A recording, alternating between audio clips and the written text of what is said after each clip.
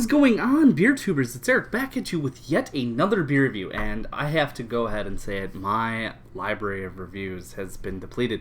I put up 6 videos between this past week and the week before, and the time of recording this is actually June 6, 2016, and what do you know?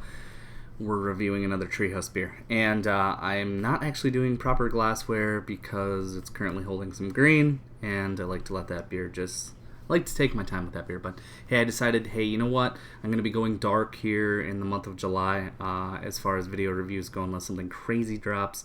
I need to take time to get the new channel relaunch ready and get my weight in order. You know, this beer doesn't do well on the waistline if you don't work out consistently and eat right. So I'm going to take some time to do that. So I thought, what better time than now to get this beer out of the way while it's still fresh, it's still fresh in people's minds before they drop C27, C28, all those. I can't believe they've done as many beers as they have. This one was canned 5/18 of 16. So I got to give a big shout out to my man Sam for hooking me up with this. This is Curiosity 25 from Treehouse Brewing Company. This is a 7% alcohol by volume American India Pale Ale. Features El Dorado and Kohatu hops, I believe. Admittedly, I do have to say I did watch Joe from Joe's Arcade, Cali Bay's video of this, and he struggled so hard with Kohatu hops. They're a New Zealand hop, and they are actually an aroma hop that's 6 to 7% alpha acids, and I thought it was a fun video. So shout out to you, Joe, and I believe Mr. Ryerson. I've watched your video of this too, and you know, you guys kill it. So if you guys don't know about El Dorado hops, they're not my favorite. They're generally used in my local examples. The one that comes to mind is Surly Overrated. Features El Dorado. It's not a hop that I generally love. It has to be fresh. It has to be within, a couple weeks of the canning date. Otherwise, it just gets to be too sweet for me. I don't know how hops contribute to sweetness, but I just don't love the hop. It's sort of like Equinox. So this pours out straight haze for days. It's 7% alcohol by volume. One thing to note about El Dorado hops is they generally range between 13 and 16% alpha acids. I'm not sure what the Cohumulone and whatnot, but I know El Dorado is a dual-purpose hop. It's generally a fruity aroma. Same with Kohatu. The New Zealand hop generally puts forth tropical fruits and a little bit of citric fruits. So I'm excited. These aren't hops I'm well versed with, so this is truly kind of like a blind tasting and a blind review. I really didn't honestly hone in on what Joe or Nate said when watching their videos. They were admittedly a couple weeks ago, so I've straight up forgot. So sorry guys, but we're going to go ahead and get into this one, at least nose-wise, so here we go. That's interesting.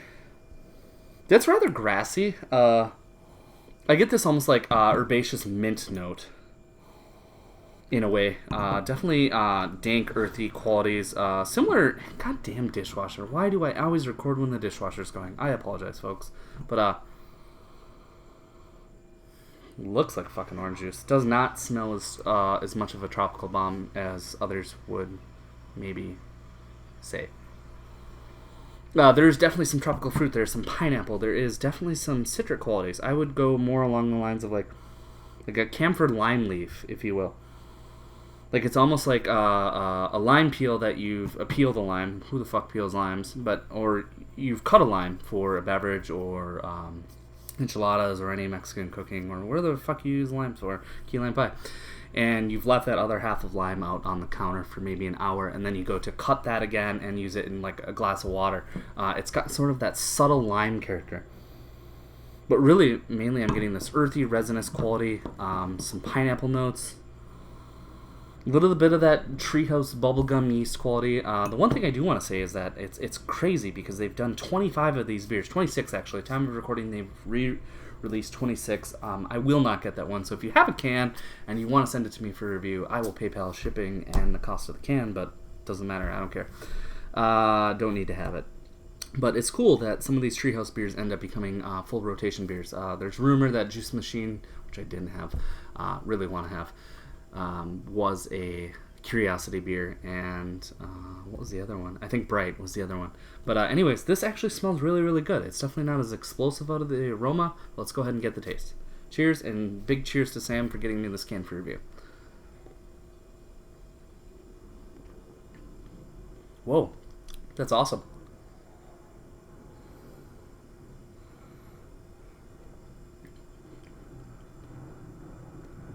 I was drinking haze earlier tonight with Sam, and there was this cantaloupe melon-esque honeydew note that really, really spoke to me in haze. And I'm getting a similar note in regards to that. It's like a very, very overripe honeydew, almost to the point of spoilage.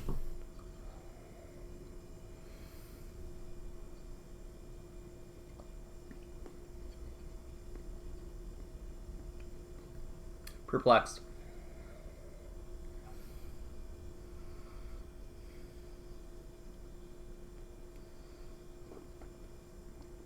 Sorry, really just blown away. Flavors I'm not used to. There's definitely some bitter citric peel. Well, there's lemon, lime, or grapefruit. I can't really discern or further pinpoint on those, but there is this really, really, really nice weedy bubblegum note that I'm getting in conjunction with a tease of pineapple and a little bit of this melon tropical fruit character. Along with this really, really nice creamy mouthfeel, like treehouse mouthfeel for sure. And then there's a soft bitterness that just kind of glides across the palate. Here comes Click-a-Licka. My Chihuahua's nails need to be clipped. It's funny, Sam was mentioning how he heard their nails in a couple of videos, and I'm sure you all have too. But they like to cruise around when I'm reviewing beer. They're generally looking for me for when they can sit on my lap. The one thing I will say about this is fucking quaffable. Like 7% IPA should not be this quaffable. And hey, can we just go ahead and say best artwork in the game? Like that's tattoo worthy. Beer Camper. Straight amazing. Probably best in the game. One of the best in the game. Back to the beer. Sorry, tangent.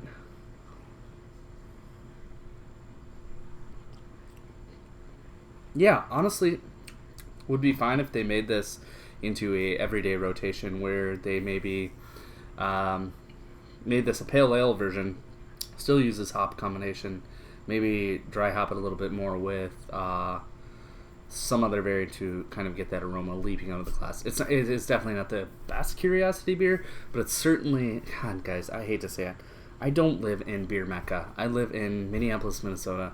We have 105 breweries. And admittedly, there is not one beer. There's maybe one barrel-aged beer that creeps my top 15 ever. That's from Surly. But the rest of it, I'm just so disappointed. And when I get these beers, I'm just so blown away.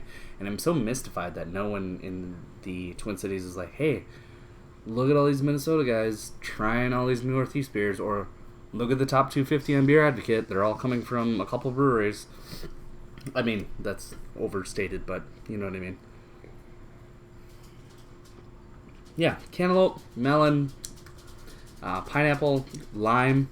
It's like lime leaves. Like if you've ever cooked with lime, it generally can come off as very bitter. This does not. This is very, very pleasant. Very, very awesome stuff. Classic treehouse mouthfeel. Wheat, creamy, soft bitterness, just really fucking great. Really fun to try these one-offs. They may never be made again, and I'm really, really happy to have been included. Thank you again to Sam for being able to try this, and I think he hooked me up with C24 too. So seriously, so exciting to be able to get these beers here in Minnesota, and at a reasonable price. I'm not paying an exorbitant amount of money or trading obscene amounts of beer. Ounce for ounce, dollar for dollar, it's pretty neck and neck, especially when you consider what it takes to get a treehouse beer. So I will say the bitterness is resounding a little bit more on the palate and lasting a little longer than I want it to, but the taste is really fucking great. Temperature of serving is in the upper 50s, I would say. It's been sitting out. I did chill it down and then let it sit before I turned on the camera. I didn't know if I was going to turn on the camera tonight. It's like 10 o'clock. And super excited about this beer. If I had to give it a score. Sorry, we're keeping you a while. We're going to try to do this in 13 seconds. 94 out of 100. Just about world class. But see you again in another one. Cheers.